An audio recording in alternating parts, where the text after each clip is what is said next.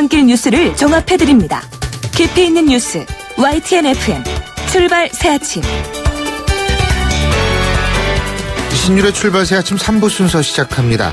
날씨는 오늘도 좀 꾸물꾸물합니다만 어쨌든 오늘 김영란법이 시행되는 첫날입니다. 우리가 여러 가지로 불편을 좀 겪을 수는 있을 겁니다. 그리고 사소한 것이라도 직무 관련성이 있다면 처벌받을 가능성이 높다는 그런 의미에서 제가 볼 때 우리나라 사회가 좀 더 투명한 사회로 나아가는 이제 고통과 진통이 시작됐다, 이렇게 표현할 수도 있을 것 같은데요. 자, 우리 사회에 좀 살기 좋게 만들어야 되는 거 아니겠습니까?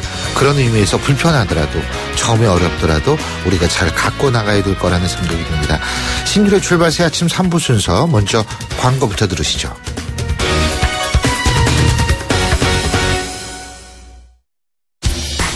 항공권도 매진이야. 실시간 빠른 항공 호텔 예약 시스템 온라인 투어. 가격이 싸니 일정이 별로야. 알뜰하고 품격 있는 여행은 온라인 투어. 에어텔, 교통패스, 각종 입장권. 복잡해. 여행의 예약을 한 번에 온라인 투어. 기억하세요. 여행의 모든 해결 온라인 투어. 온라인투어.co.kr. 페이스 도루코 면도기, 도루코 페이스 면도기, 페이스 안전하고 부드러운 대한민국 면도기. 안전하고 부드러운 면도 그 이상을 경험하세요. The Shaving Innovator, Dorco Pace. 사장님, 성악가 김동규 씨네 집 바닥재 좋던데 우리 집도 똑같은 걸로 해줘요. 요즘 떠오르는 바닥재 스타 강마루. 스타일 좋고 습기, 열, 긁힘에 강하니까 오래 사용하려면. 그래서 스타 강마루로 하는구나. 성악가 김동규입니다. 강마루 스타는 스타 강마루. 스타 강마루. 온도와 습도를 항상 일정하게 유지시켜주는 항온한 습기 전문기업 AR. 전산센터, 반도체 공장, 미술관, 박물관, 귀중품 보관실을 30년 축적된 기술로 AR이 지켜드립니다. 24시간 확실한 서비스 보장. 031-497-0561. 고객님 사랑합니다. 배우 박소연이에요. 회식 후 운전이 어려울 땐 꼭 2588 대리운전을 부르세요. 2588이 있잖아요. 좌우로 정렬 2588 눌러줘요 2588 2588 대리운전아, 고객님을 부탁해. 날이 화창하거나 비가 내리거나 눈이 내려도 나는 망설이지 않는다. 판단하기 전에 눈이 먼저 반응하는 브랜드 잭필드. 아유, 세 단계 종이 또 걸렸어. 정말 제본 하나 하려다가 미치겠네. 내가 진작 현대오피스로 바꾸라니까. 오늘 다 날 셀 거야. 이제 스트레스 받지 마세요. 사무기기 전문기업 현대오피스가 책임지겠습니다. 사무기기의 올바른 기준. 현대오피스. 송곳 같은 말, 허무한 말, 우리가 주목해야 될 말을 전해드립니다. 왁자지껄, 말.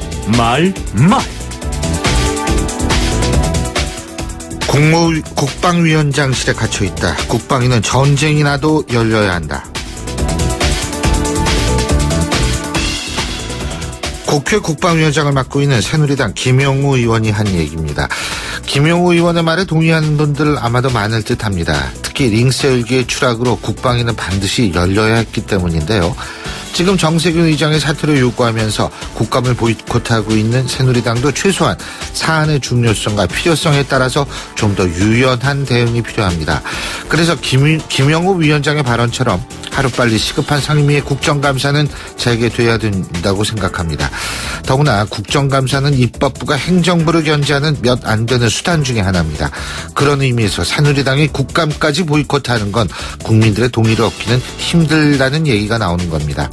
여론을 신경 써야 할 정당으로서 지금의 이런 여론의 소리를 무시해서는 안 될 겁니다.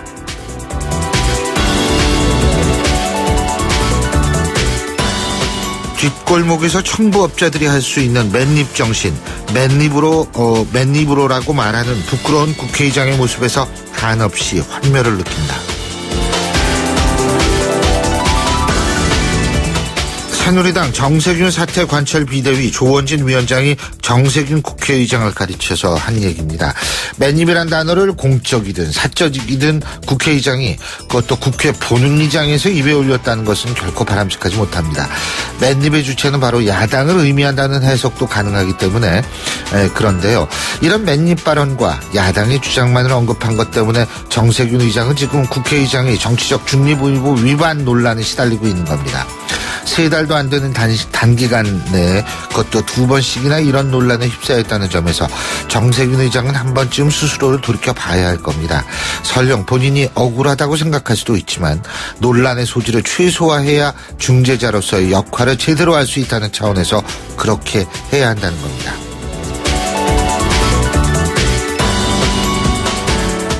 제발 좀 그냥 오세요. 그게 도와주시는 겁니다. 요즘 현직 교사들이 학부모들한테 자주 하는 얘기라고 합니다. 오늘부터 부정청탁과 금품 등 수수의 금지에 관한 법률, 그러니까 일명 김영란법이 전면 시행되죠. 제가 오늘 방송 오프닝에서도 말씀드렸지만 이 부분은 특정 공직자나 교육자 그리고 언론인에게만 해당되는 것은 아닙니다. 일반인들도 이들 공직자나 언론인 그리고 교육자에게 식사 대접 등을 하게 되면 김영란법에 저촉되게 된다는 건데요. 그렇기 때문에 이것은 사실 온 국민이 관심을 가져야 하는 그런 얘기입니다. 이 김영란법 시행과 관련한 궁금한 이야기 잠시 후 4부에서 국민권익위원회와 함께 차근히 풀어보겠습니다. 지금까지 말말말이었습니다.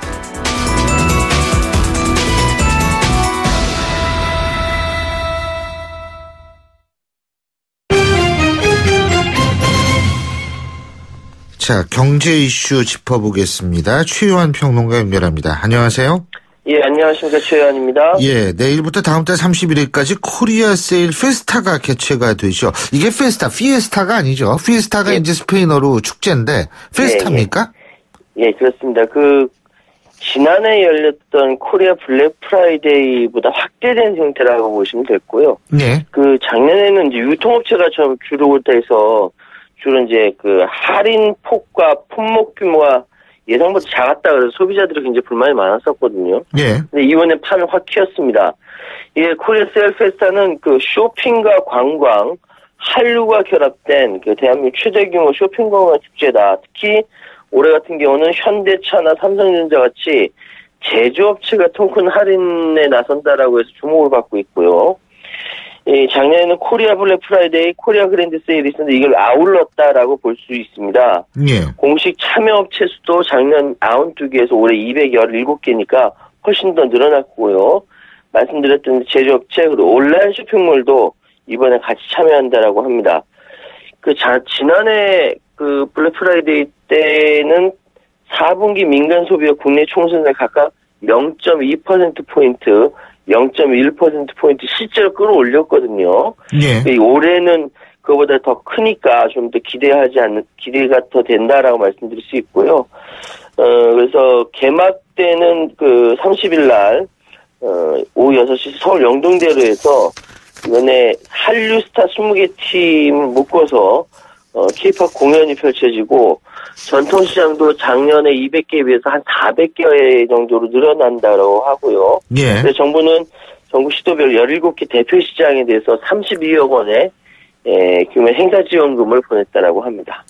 자, 그리고 이게 어제 굉장히 많은 분들이 놀라고 그래서 가장 관심되는 이슈 중에 하나였었는데 아모레퍼시픽의 치액 11종에서 가습기 살균제에서 문제가 됐던 성분이 검출이 돼서 예. 이 대형마트들이 해당 제품 판매를 중단하고 이걸 이미 구매한 고객에 대해선 설령 그 치약을 썼더라도 전액 환불하는 그런 조치를 취하고 있다고 하죠. 이거 가습기 살균제 때문에 논란 같은 정말 초뚜껑 보고 놀란 상황인데요.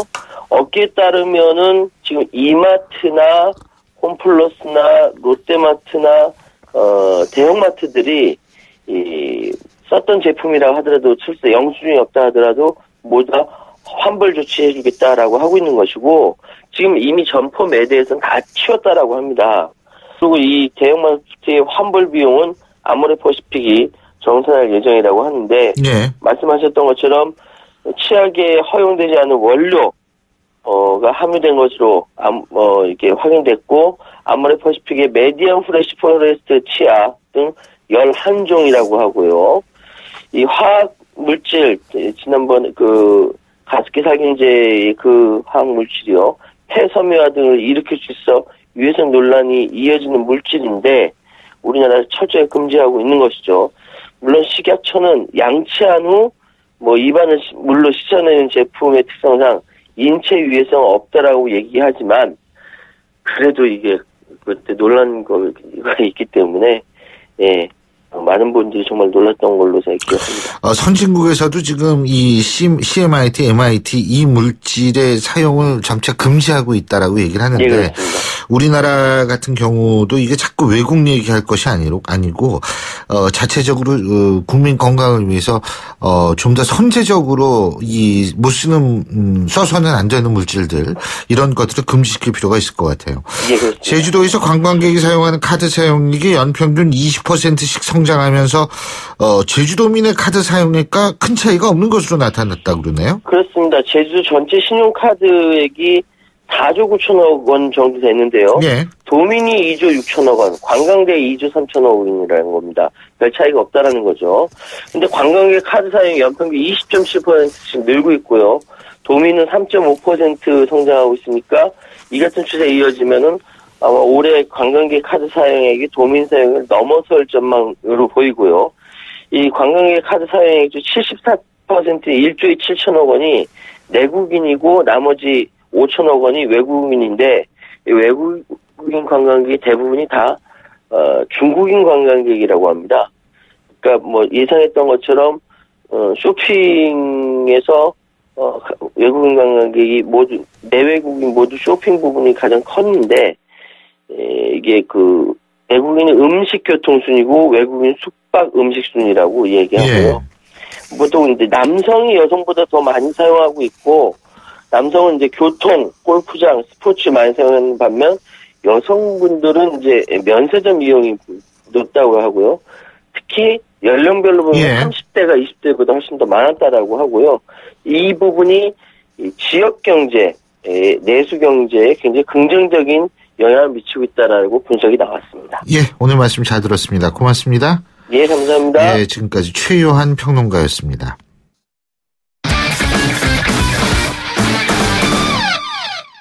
자, 스포츠 소식 알아볼까요? 최동훈 스포츠 평론가 연결합니다. 안녕하십니까? 안녕하세요.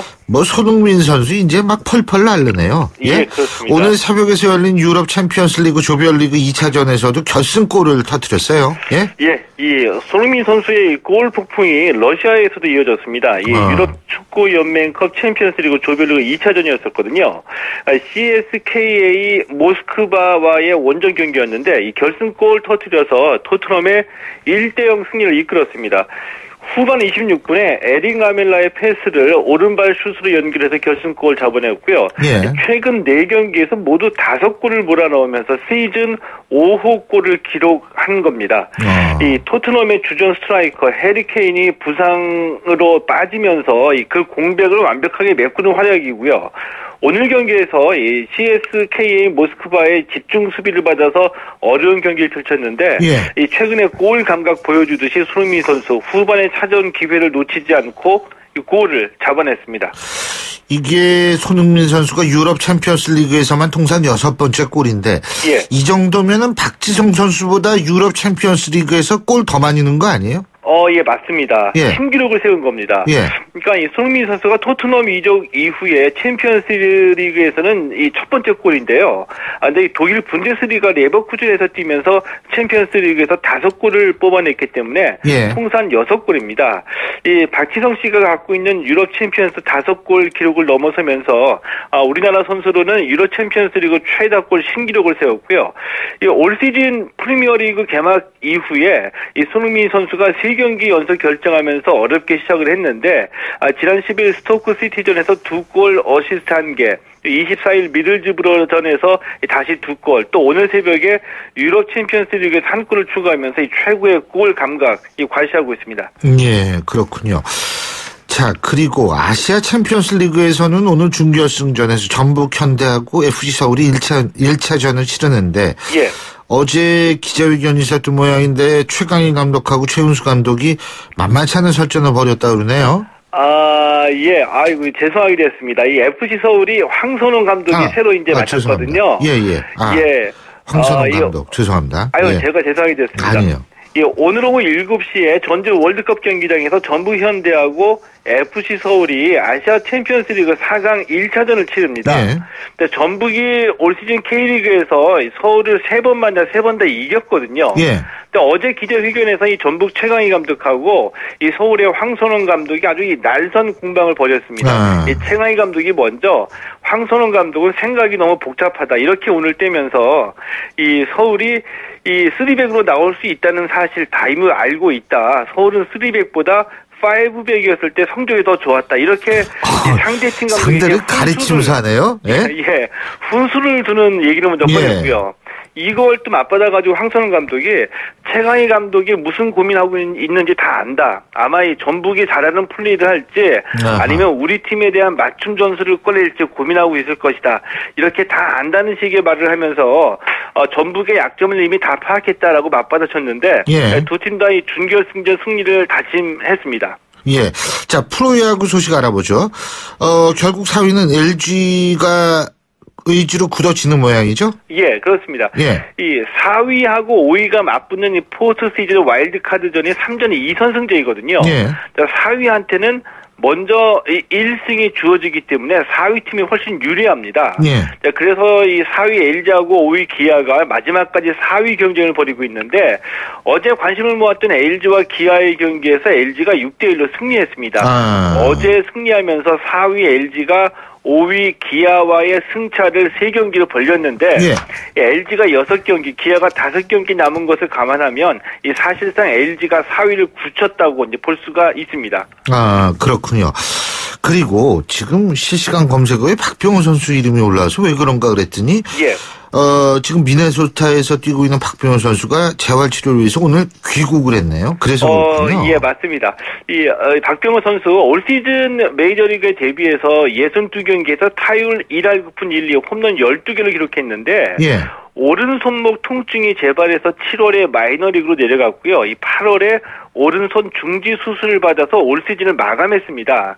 근데 아무래도 이 미국에 있는 것보다 이 한국에서 재활하는 것이 더 편하게 느껴졌는지 오늘 새벽에 귀국한 거거든요. 재활하기 위해서 일찍 귀국했다 이렇게 얘기했는데 이 메이저리그 투수들의 평균 구속하고 볼 움직임이 생각했던 것보다 훨씬 좋았고 강했다 이렇게 얘기를 했습니다. 네, 그러면서 노력했지만 많이 부족했다라고 솔직히 인정을 했는데 연습으로 준비하기보다는 생각을 많이 바꿔야 할 것 같다.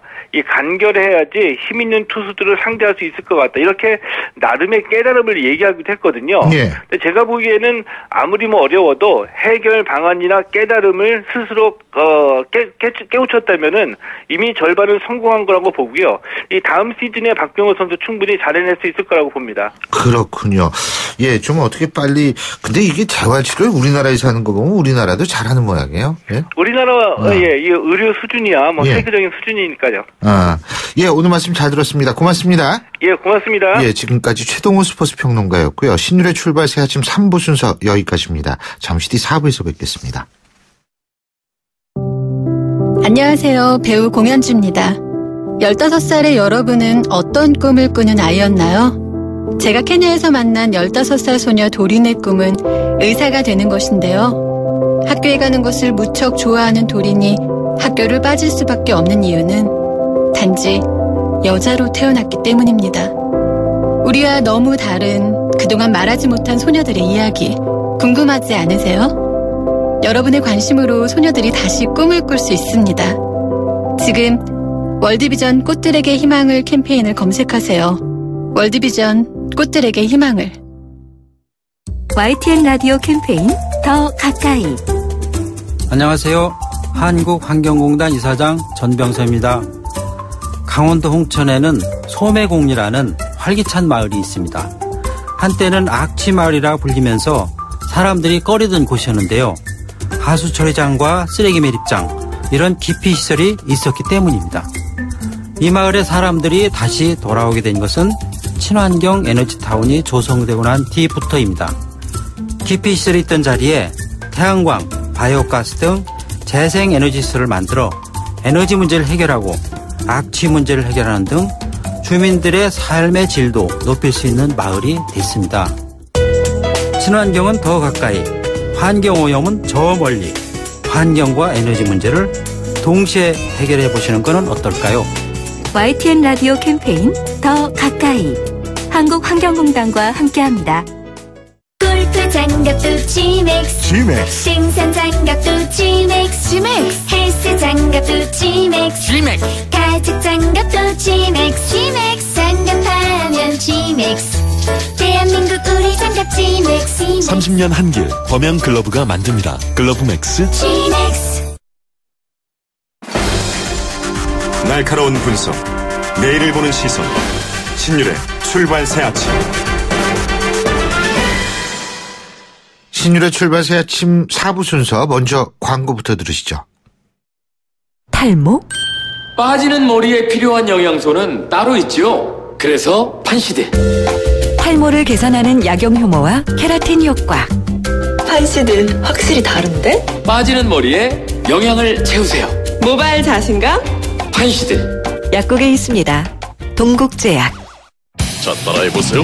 이카운트 ERP 4만원 회계관리. 이카운트 ERP 4만원 재고관리. 이카운트 ERP 4만원 생산관리. 사업 성공 함께해요. 이카운트 ERP의 모든 기능을 월 4만원에 드립니다. 이카운트. 가입비 부가세 별도. 당신의 랜드로버는 시간이 지나도 그 가치가 확실히 지켜져야 합니다. 랜드로버가 보장하는 랜드로버 인증 중고차 서비스 트레이드인 프로그램. 보유하신 랜드로버를 최상의 조건으로 팔고 신차 구입 시 특별 혜택까지 누리시기 바랍니다. 랜드로버 공식 인증 중고차 전시장에서 만나보세요. 에이스 고객 지성 이보영. 침대를 말하다. 이 남자 가구 살 땐 신경도 안 쓰더니 침대는 자기가 먼저 누워보는 거 있죠? 당연하지. 몸을 위한 건데. 응? 잡았으면 알 텐데. 침대는 가구가 아니다. 침대는 에이스다. 에이스 침대. 운전자 여러분, 커피도 시끄러운 음악도 소용없이 졸릴 땐 잠시 차를 대고 쉬었다 출발하세요. 여러분의 인생길에 봄날은 와도 졸음은 오지 말아야 하잖아요. 삼성화재와 함께 매일을 봄처럼 사세요. 당신의 봄 삼성화재. 예, 지금 출근길 상황 어떻게 됐는지 궁금하시죠? 8시 32분 56초 지나고 있는데요. 알아보겠습니다. 박호영 캐스터. 네, 신일의 출발새 아침 교통정보입니다. 지금 여의도에서 밀리고 있습니다. 여의도 쪽으로 들어가는 여의대방로, 대방역에서 여의도 들어가는 게 차량 많고요. 상도역에서 한강대교 쪽으로도 밀리는 가운데 한강대교 다리 건너는 데는 삼각지 쪽으로 다리 위에서 속도가 내려가고 있습니다. 원효로는 원효 일가에서 공덕 오거리 쪽으로 답답하고요. 간선도로 중에서는 내부순환로가 사고가 났습니다. 홍지문 터널 부근 1차로에 사고 나서 성산동 쪽으로의 진입이 쉽지 않고요. 옆으로 북부간선도로 종암동 쪽으로는 묵동에서 내부순환로 쪽으로 쭉 밀려가고 있습니다. 신일의 출발새 아침 교통정보였습니다. 신율의 출발새 아침 오늘 순서 시작합니다. 오늘 아침 당신이 듣고 싶은 뉴스 94.5MHz YTN 뉴스 FM 신율의 출발새 아침.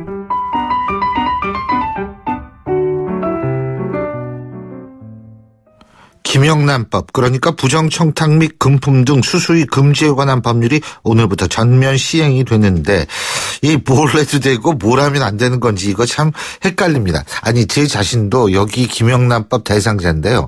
제 자신도 굉장히 헷갈리는 부분이 많습니다. 그래서 오늘은 김영란법의 핵심이 뭔지 국민권익위원회 박경호 부위원장과 전화 연결해서 자세한 얘기 들어보겠습니다. 안녕하십니까? 예, 안녕하십니까. 박경호입니다. 자, 이거 오늘부터 이제 김영란법이 시행이 됐는데 350 이건 다 알아요. 3만 원 이상 식사하면 안 되고 5만 원 이상 선물 받으면 안 되고 10만 원 이상 경조사에 돈 내면 안 되고 그죠? 네, 그렇습니다.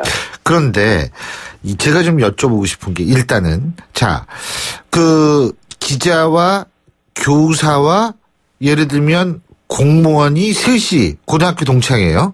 예? 네. 저녁 때 모여서 술을 먹었습니다. 예? 네. 그런데 3만 원이 안 넘었어요. 예. 그럼 한 사람이 내도 되는 거죠? 그렇습니다. 기자, 교사, 공무원, 친구지간인데 이런 경우에는 설사 3만 원이 넘다 하더라도 직무 관련성이 없어 보이거든요. 아, 그럼 3만 원 넘어도 돼요? 예, 친구 사이에는. 다만 친구 사이에도 직무 관련이 있을 수가 있을 수 있죠. 그러니까 그게 굉장히 모호하잖아요. 예를 들면 진경준하고 김정주 부회장 두 사람도 친구 사이 아닙니까? 그렇습니다. 그런데 두 사람 친구 사이니까 예를 들면 두 사람이 만나서 3만 원 이상 먹었다. 그래서 우리는 친구니까 대학교 동창이니까 이렇게 되면은 이거는 좀 곤란한 거 아니에요? 그래도 그 사례에서도 그 두 분이 그 두 사람이 어떤 직무 관련성이 있어서 만난 게 아니고 단순히 대학 동창이 만나서 그냥 뭐 저녁을 같이 한다든지 술을 한잔 하는 경우에는 큰 문제가 없고요. 다만 아까 말씀드린 것 기자, 공무원, 교사 이 세 분이 만났을 경우에 기자가 해당 공무원의 출입처 기자라든지 이럴 경우에는 직무 관련성이 있겠죠. 그런 경우가 아니라면은 단순히 친구 관계니까 이런 경우에는 뭐 3만 원 이상 넘어도 법이 위반되지는 않습니다. 그리고 예를 들면 그 세 사람이 직무 관련성이 있다고 가정을 했을 때 3만 원짜리 식사를 3만 원 이하로 식사를 했어요. 술을 먹고. 근데 2차 생맥주 한잔 더 하러 가자. 예? 그래가지고 1차에선 A라는 사람이 냈는데 2차에선 B라는 사람이 이거는 내가 내야겠다. 그래가지고 생맥주에서 1인당 예를 들면 2만 원씩 먹었어요. 합은 5만 원이에요. 예? 돈 낸 사람은 3만 원, 그러니까 3만 원짜리 식사에서 한 사람은 9만 원 내고 한 사람은 6만 원 냈어요. 이거 걸립니까 안 걸립니까? 직무 연관성이 있다고 했을 그런 경우에는 그 이례로 볼 수밖에 없습니다. 바로 연이어서 2차가 이어지고 1차 때 다른 사람이 내고 또 2차가 또 다른 사람이 냈으면은 그게 이제 한 자리에서 이루어진 것처럼 봐서 서로 나누어 냈다라고 보아지고요. 이 경우에도 그 처벌 대상은 아닙니다. 아, 그렇게 1차, 2차로 해가지고 직무 연관성이 있다 하더라도 돈 낸 사람이 다르면 처벌 대상이 아니군요. 네, 그렇습니다. 알겠습니다. 아, 이게 복잡해가지고 말이에요. 예, 그러니까 복잡할 때는 좀 뭐 많이 언론에 나왔듯이 더치페이 하시면 돼요. 먹으면 N분의 1, 3분의 1씩 내면 되는 것이고. 글쎄요. 둘이 먹으면 2분의 1씩 내면 되는 것이고. 그러니까 속이 편합니다. 예.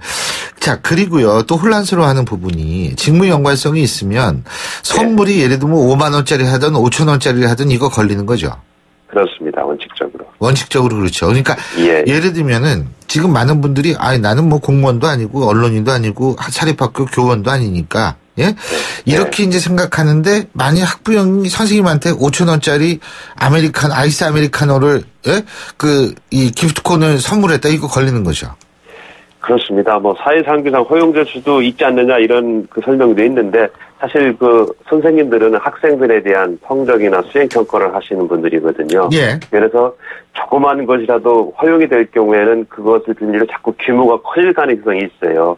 그래서 선생님들한테는 좀 더 엄격하게 이 법을 적용하고 있습니다. 자, 그러면 말이에요. 학생이 교수님 정말 지난번에 너무 고맙다고 이거 수강 신청 못했는데 수강 신청 하게 해주셔서 고맙다고 자 500원짜리 캔커피 사가지고 왔어요. 교수한테.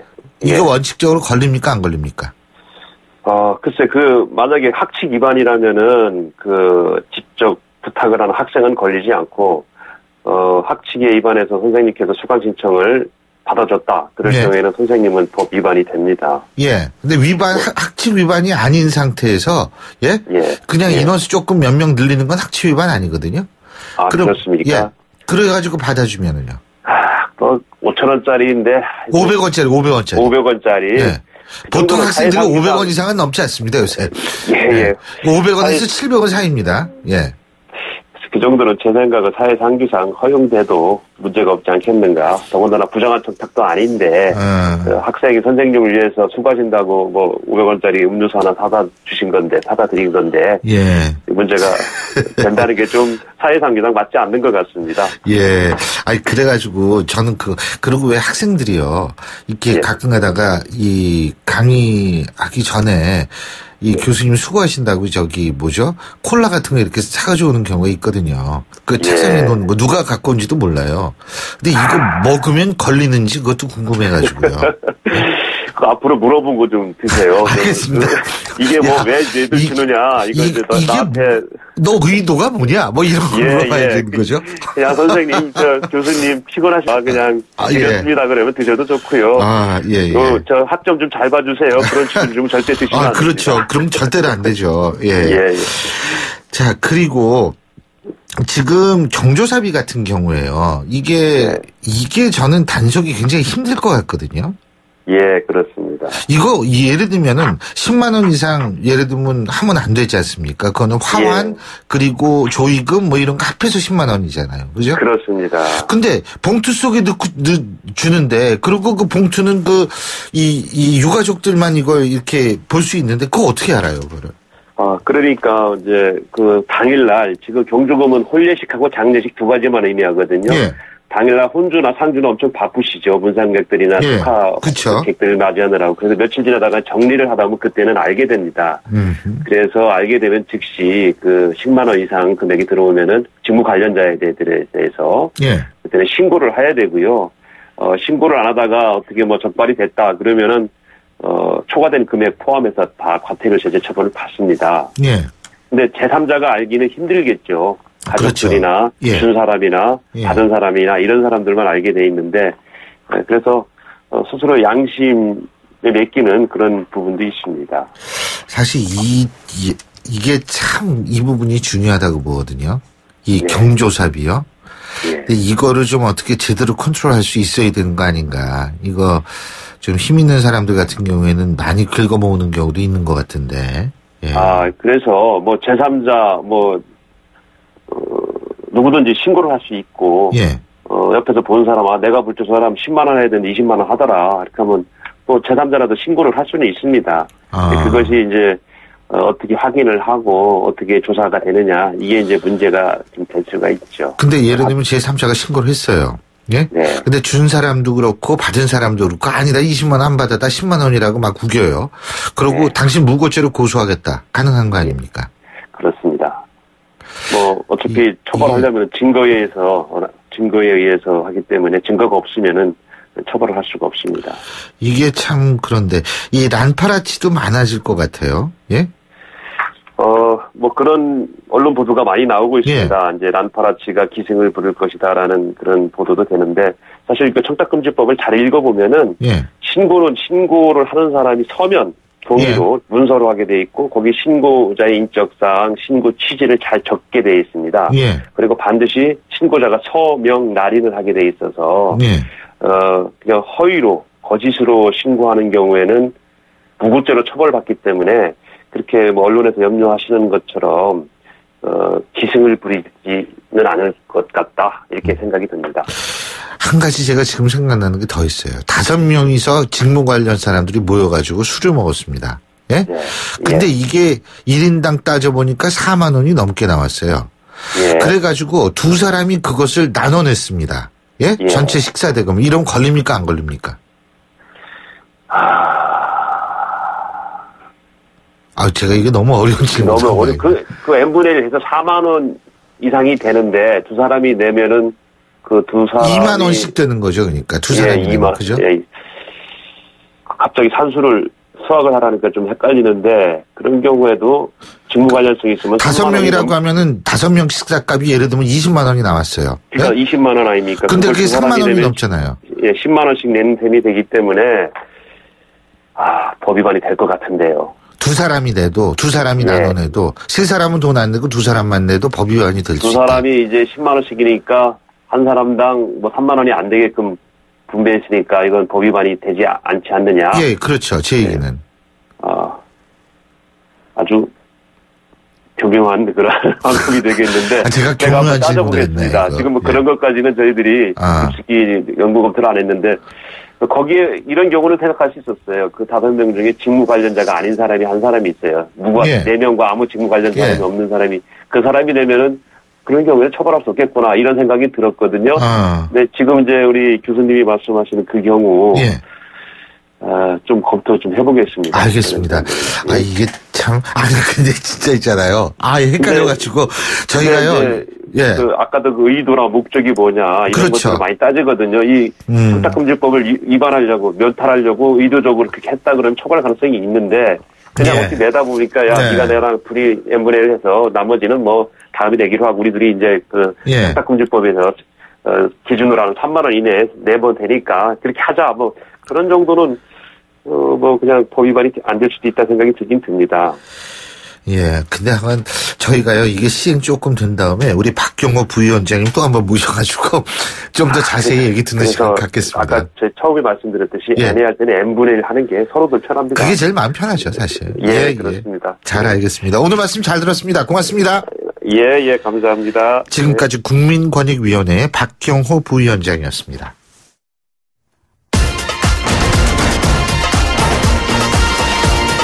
여러분이 지금 듣고 계신 주파수는 FM 94.5MHz입니다. YTN 뉴스 FM.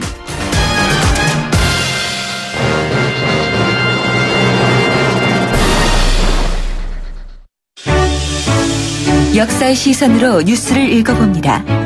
히스토리 뉴스.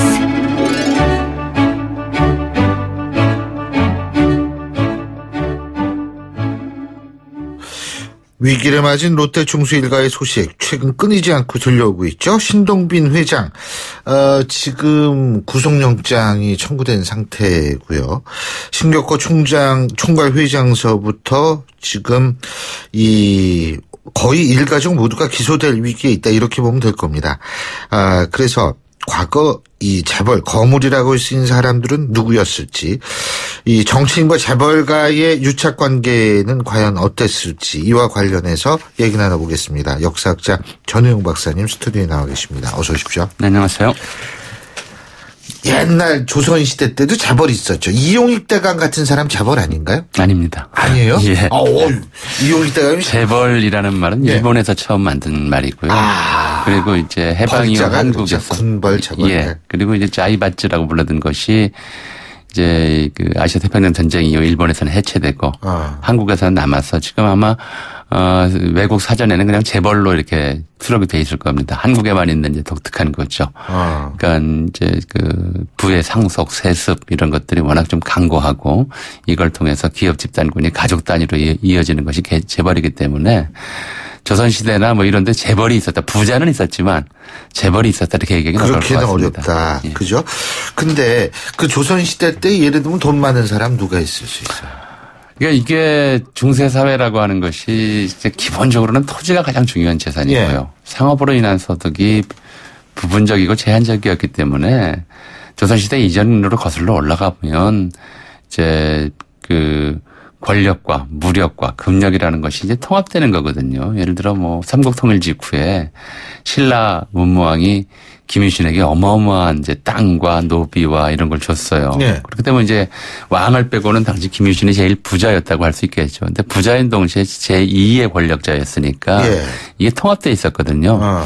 이게 왜 분리되는 옛날도 보면 돈하고 권력하고 그렇죠. 같이 가요. 같이 네? 가는 수밖에 없죠. 네. 근데 이게 좀 분리되면서 돈과 권력이 분리된 것처럼 보이기 시작한 것은 대략 이제 조선 후기부터 이제 고려 말에도 이제 분명히 삼전도 주변으로 이제 무역선들이 돈을 벌었다든가 또 옛날 개성 그렇죠. 아니 근데 그건 이제 그 고려가 망한 다음에 예. 신라 때도 장보고가 청해진을 배경으로 해서 이제 큰 무역 수익을 얻었다든가 뭐 이런 이제 기록들도 있고 사실도 있지만 이게 순수하게 상업수완이나 재력이라는 것만 가지고 유지되는 건 아니니까. 권력과 분리된 재력. 사실 이런 게 있지도 않았지만, 제가 보기에는 좀 심하게 얘기하면 단 한 번도 없었던 것 같아요. 한국 역사상. 근데 대체로 분리된 것처럼 보이기 시작한 현상이 나타난 것은 이제 조선 후기부터이다. 이렇게 생각이 됩니다. 그렇군요. 근데요, 이 고려대학교 배지를 보면 1905라고 써 있거든요. 밑에, 호랑이 밑에. 1905가 이용익 대감이 보성 전문을 만든 때 해가 이제 1905년 아니겠어요? 이제 신 교수님 고려대학교 나오셨죠? 그렇게 배우셨죠? 아니요? 뭐 배운 건 아니고 들은 거죠? 1897년에 대한제국 선포하고 나서 내장원은 이제 황제의 개인 금고 관리기관이에요. 거기서 만든 시설들의 대부분 보자가 집어 들어갑니다. 보성사인세서, 보성전문학교, 보신회사 같은 것들을 그 돈으로 만들거든요. 예. 그러니까 황제가 사실 개인을 위한다는 게 좀 우스꽝스럽긴 한데 개인이나 이제 공익을 위해서 만든 시설들이에요. 그 시설의 명목상 책임자, 대표자가 내장원 책임자인 내장원 경이합니다. 이용익은 개인 재벌이 아니고 황실금고인 내장원 관리자였어요. 그래서 그래서 이용익 이름으로 들어간 겁니다. 그러면 이게 거의 국립대학이었다. 그렇죠. 국립대학을 노리고 만들었던 거예요. 그렇군요. 예. 아니 근데 제가 이용이 자꾸 여쭤보는 게 이 사람이 보부상이었다며요. 이분이. 광산에서 일을 했다고 그러고요. 보부상 노릇도 좀 해줬다고 그러고요. 근데 이 이용익이 출세하게 된 계기는 뭐 창업을 위해서 통해서 출세한 건 아니고요. 광산을 하다가 금괴형을 하나 찾았는데 그걸 이제 자기가 먹어서 부자가 된 게 아니고 그걸 왕한테 바쳤대요. 그래서 충성심이 가득하다 그래서 그때부터 이제 벼슬길에 오르기 시작한 거고요. 그렇군요. 근데 이 보부상들이 부자 된 사람들 많잖아요. 옛날 그 조선시대 때. 별로 없습니다. 별로 없어요? 사실은 이제 보부상이라는 시스템 이게 이제 중요해요. 이게 정말 그러니까 정경유착이죠. 이제 권상유착이라고 봐야 될 것 같은데 보부상이라는 단체가 이제 전국적으로 조선 전기는 그렇게 많지는 않았고요. 조선 후기에 오면서 시장, 그러니까 우리가 지방 5일장이라고 생기기 시작한 것이 16세기 말부터입니다. 얼마 안 돼요. 이게 이제 전국적으로 한 200개 정도 시장이 된 것이 한 17세기, 18세기 넘어서야 돼요. 그게 많지는 않습니다. 여기를 떠돌아다니는 보부상들이 몇만 명 되거든요. 근데 보부상들이 이제 그냥 이렇게 마음대로 장사를 하는 것이 아니라 장사를 하려면 보부상 단에 가입해야 돼요. 가입비가 있어요. 조합이군요. 그렇죠. 가입비가 있어요. 이 가입비가 수만 명에서 수십만 명 단위로 늘어나니까 가입비의 액수가 엄청나게 커지죠. 그렇죠. 그러니까 보부상으로 돈을 벌었다는 거는 직접 장사해서 돈을 버는 것이 아니고요. 이 보부상 단체의 우두머리가 돼서 가입비를 받아내서 부자가 되는 거예요. 그러니까 보부상 출신 부자다라고 하는 것은 그건 이제 조합자 출신이다. 이렇게 보면 된다 이거죠. 아니 농협이 부자라고 해가지고 농민이 부자 아니잖아요. 그렇죠. 그런 겁니다. 그렇군요. 그러면은 이때는 누가 부자가 됐어요? 실제로는 이제 개인적으로 수완을 발휘해서 부자가 된 사람들이 있는데 이제 유명한 부자가 뭐 의주에서 이제 중국과의 뭐 인삼무역에 종사해서 부자가 됐던 임상옥이라는 사람이 있었고요. 뭐 드라마로도 좀 나왔어요. 상동가 하는 드라마로 한번 나왔었죠. 맞아요. 상도 있었고요. 또 유명한 부자가 홍순환이라고 하는 사람이 있었어요. 이제 통역관 출신인데 역시 이제 중국에 왔다 갔다 하는데 사연이 재미있어요.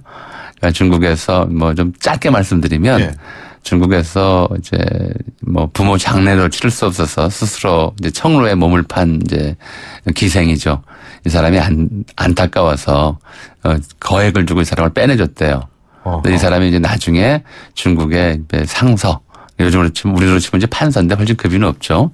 이 부인이 되는 바람에 이제 조선을 도와주고 임진왜란 때 이 사람에게도 엄청난 양의 이제 답례품을 보냈다. 그래서 그 비단이 너무 많이 와가지고 그 비단이 이 사람 집 앞에 이제 쌓아놨는데 그게 이제 길 전체를 덮을 정도였다 해가지고 그 동네 이름은 보은단골, 은혜를 갚는 비단 동네 또는 고은담골, 그런데 지금은 을지로입니다. 거기를 그렇게 불렀었거든요. 그러니까 주로 이제 대청, 대중국 사행무역에 종사했던 사람들이 무역 과정에서 치부를 하는 경우가 있었고요.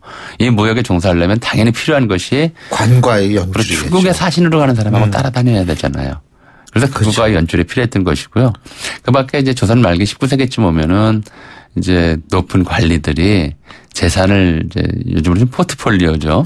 재산을 분산 관리하기 위해서 일부 이제 어장이나 상업에 이제 투자를 하는데 법이 있었어요. 이제 현직 관리는 장사를 해서는 안 된다는 법이 있었어요. 그래서 대리인들을 내세웁니다. 그러니까 자기 집 종이었거나 종이의 아들이거나 아니면 시전에서 좀 똑똑하다고 소문난 사람이거나 이 사람들을 스카우트해서 자기 재산을 맡기는 거죠. 그러니까 겉보기로는 굉장히 부자로 보이는데 사실은 권력자의 대리인인 경우가 굉장히 많았습니다. 대부분이 그랬습니다. 그러니까 옛날에도 결국 옛날엔 더욱더 정난하게 권력과 돈이 같이 갔다. 같이 가는 거죠.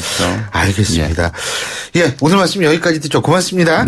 지금까지 역사학자 전우용 박사님과 함께 있고요. 신율의 출발 출발 새 아침 오늘 순서 여기서 모두 줄이겠습니다. 전 내일 아침 7시 15분에 다시 오겠습니다. 신유리였습니다. 여러분 오늘 하루도 힘찬 하루 되십시오. 고맙습니다.